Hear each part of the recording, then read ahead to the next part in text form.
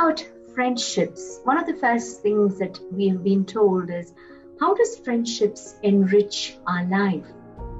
How does it enrich our life and improve health? How does friendships enrich our life? How does it enrich our life and improve health? And I think, as you all would probably be knowing, one of the first things that when I had mentioned when I had sent the flyer and the details of today's session was, how does it contribute to our health and well-being? So let's look a little bit about how friendships can benefit us. Basically, friendships can give us a sense of belonging. Okay, it gives a sense of belonging and purpose. And once again, welcome to those of you who have just joined me right now for the session. We've just started actually briefly talking about how does friendships increase our well-being and help us lead a more healthier and happier life.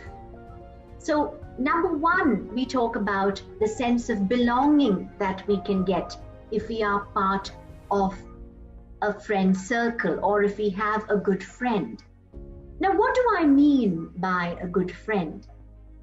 I'm sure when many of you were growing up, you would have been told by your parents and your teachers the importance of forming great friendship or healthy friendship. So what do we mean by healthy friendship? Well, I think most obviously it means about friends or cultivating friendships that actually enable you to become a better version of yourself. How? Unfortunately or fortunately, we are known to reflect a lot of the qualities of the friends that we keep. So ideally, it's good if you have, or if we have friends who are able to tell you things that could enable you to become better. For example, if we have any undesirable habits or qualities, it's nice if our friends were able to tell us that, you know what, it's better you don't do what you're doing. And why don't you look at something else? So that we are kept as much away from habits or probably traits that we can avoid. Having good friends helps you to talk about things that you may not wish to talk about to everyone. That includes maybe your parents or siblings. But once again, I have to mention to you all that my best friends were my parents. And you may wonder, really? And I would have to say yes, because I think there was literally nothing under the sun that I was not able to speak to them about, especially my dad. And I think that also enabled me to have friendships with a lot of friends. In other words, I didn't have to really be part of any groups because I was always having the freedom to be a friend of many children or get to know many children when I was in school and in college as well. I've always had great friendships, but I wouldn't say it was always strictly a friendship based on groups. You might have had great friends in the past, but you may have lost in touch. May have lost touch with them. So get connected. Find out if you are keen on getting in contact with certain friends you may have known in the past. Try to find out and see if you can get connected with them again. And there's no better time than today to get connected with your old friends, because it's so much more easier in knowing where they are. Talking of which, it's quite interesting that it has to happen today, because today morning I noticed, I was very pleasantly surprised when I got up in the morning to see I'm part of a group which was just formed by the past students of my 10th grade. And that's way many years ago. And that was such a pleasant surprise. A couple of my colleagues and my classmates from school had taken the pains and the effort to create a group, sourcing the numbers of those who were classmates in that year and forming a chat group, a WhatsApp group, which I think is just going to let us know or letting us know that it's so much more easier to get connected and stay connected with friends who matter. Sometimes friends come through family ties. Get to know your family members better, including your distant relatives. If you haven't had the opportunity, create. And as I mentioned earlier, now is probably the best time to get in touch. You may wonder how, because I find people are getting in touch a lot more today because there's a lot more online contacts happening. A month ago, we had our family Zoom meeting. It was wonderful getting to say hello to people who were in Singapore, who were in America, and who were in Canada, and we were all able to see each other and say hello. So get to know people. So the key is getting to know people and working on the relationships. You may not be having contact today. Another thing is persistence also matters. I think for a lot of us who are a little hesitant about meeting people, we may not take the initiative even if we do have them in front of us because we are reluctant to do so. And I think that's especially in the case of introverts, and if you look at extroverts as well. So let's just step outside, try to get involved in community even. As much as possible, I would strongly recommend in keeping our expectations low, because that way there is less likelihood of feeling disappointed when it comes to friendships. Of course, I would definitely suggest that having an expectation of sincerity in the relationship is very important. But other than that, keep your expectations to the minimum.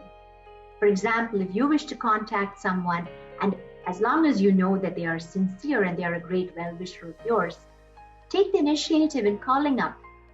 And the person need not necessarily be your friend, but could be a great well-wisher and can always be part of the people whom you consider as valuable in your life. What do you mean by just listening and hearing? It's very simple. Sometimes you might be talking to someone, or you might be talking to someone, or someone's talking to you, and you're just like, and you're somewhere else. You may not be necessarily listening to what they have to say. And that could be not just from their verbal communication and from their body language as well. Because sometimes when people communicate, you know that that's not the whole story. Because through their nonverbal communication, you realize there is a lot more that may not be very obvious to you because they're not feeling comfortable about sharing with you. So being a good listener helps a lot in friendship. Trusting.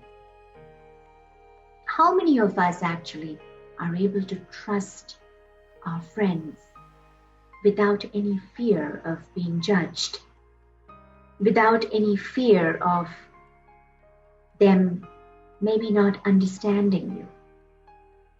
Think about it, because that also will give you an idea of who are your real friends. Are they friends, or rather they're just fair weather well-wishers, in the sense people whom you know when you're probably having a party and you're having a great time and they are there? Or are they people whom you would count on when you really need them? Reducing stress and depression, friends can definitely help you that way, especially those of you who rely a lot on your friends in terms of speaking and sharing some of your very, very private personal issues, supporting you through tough times.